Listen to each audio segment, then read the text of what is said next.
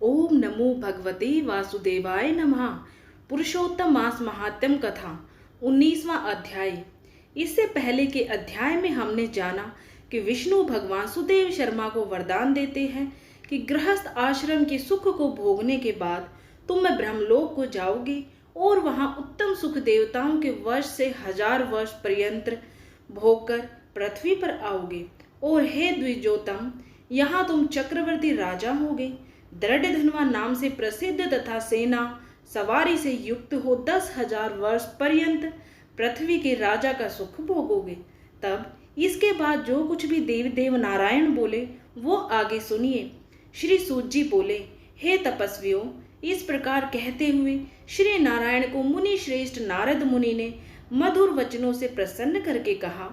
हे ब्रह्मांड तपोनिधि सुदेव शर्मा को प्रसन्न विष्णु भगवान ने क्या उत्तर दिया, सो हे तपोनिधे कहिए।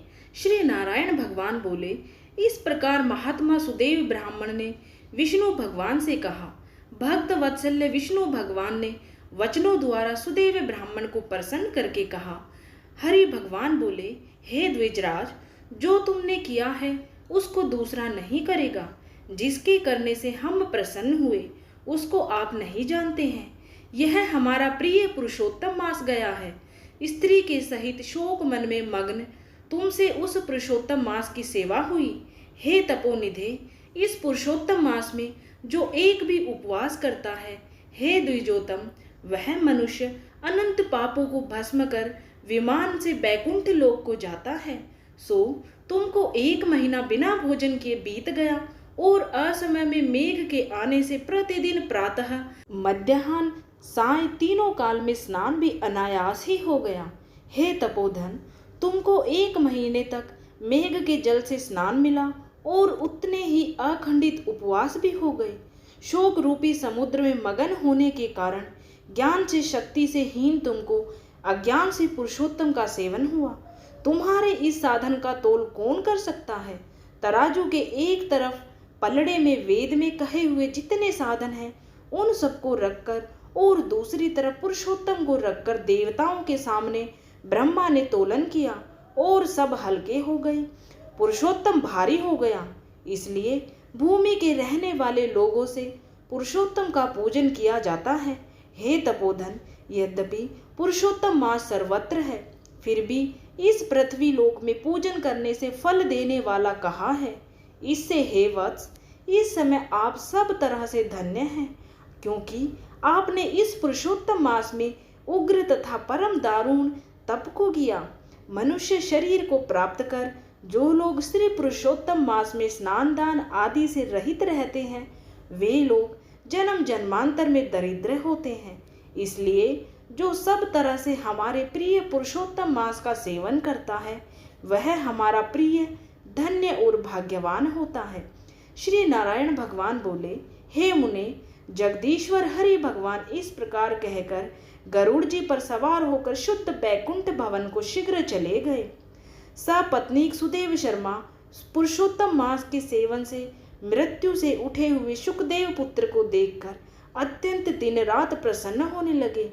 मुझसे अज्ञानवश पुरुषोत्तम मास का सेवन हुआ और वह पुरुषोत्तम मास का सेवन फलीभूत हुआ, जिसके सेवन से मृत पुत्र उठ खड़ा हुआ।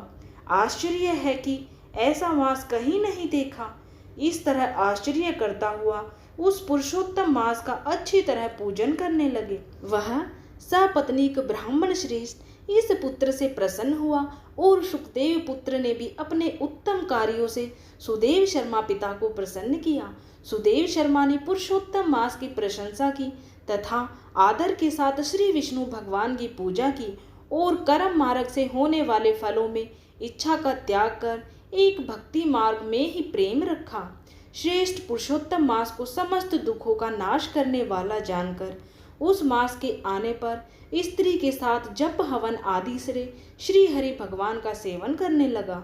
वह सपत्नीक श्रेष्ठ ब्राह्मण निरंतर 1000 वर्ष संसार के समस्त विषयों का उपयोग कर विष्णु भगवान के उत्तम लोक को प्राप्त हुआ, जो योगियों को भी दुष्प्राय है।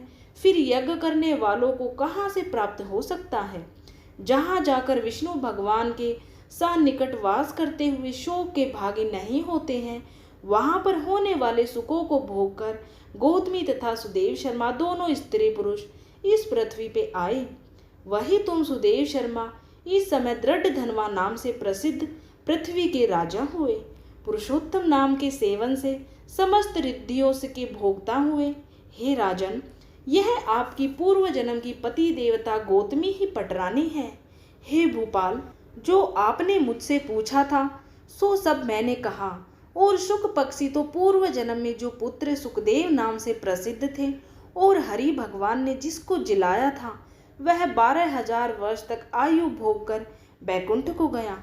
वहां वन के तालाब के समीप वट वृक्ष पर बैठकर पूर्व जन्म के पिता तुमको आए हुए देखकर मेरे हितों के उपदेश करने वाले प्रत्यक्ष मेरे देवत्व विषय रूपी सर्प से दूषित संसार सागर में मग्न इस प्रकार पिता को देखकर और अत्यंत कृपा से युक्त वह सुख पक्षी विचार करने लगा कि यदि मैं इस राजा को ज्ञान का उपदेश नहीं करता हूँ तो मेरा बंधन होता है।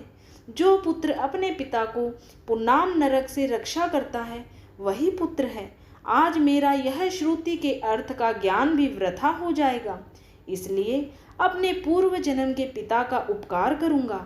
हे राजन दृढ़ धनवा, इस तरह निश्चय करके वह सुख पक्षी वचन बोला। हे पाप रहित राजन, जो आपने पूछा सो यह सब मैंने कहा। अब इसके बाद पाप नाशिनी सरयू नदी को जाऊंगा। श्री नारायण भगवान बोले। इस प्रकार बहुत समय तक उस प्रसिद्ध यशस्वी राजा दृढ़ धनवा के पूर्व जन्म का चरित्र कहकर जाते हुए वाल्मीकि मुनि की प्रार्थना कर असंख्य पुण्यवान राजाओं का राजा वाल्मीकि मुनि को नमस्कार करता हुआ कुछ बोला। और वह क्या बोला इसका वृतांत आप सभी अगले अध्याय में सुनिएगा।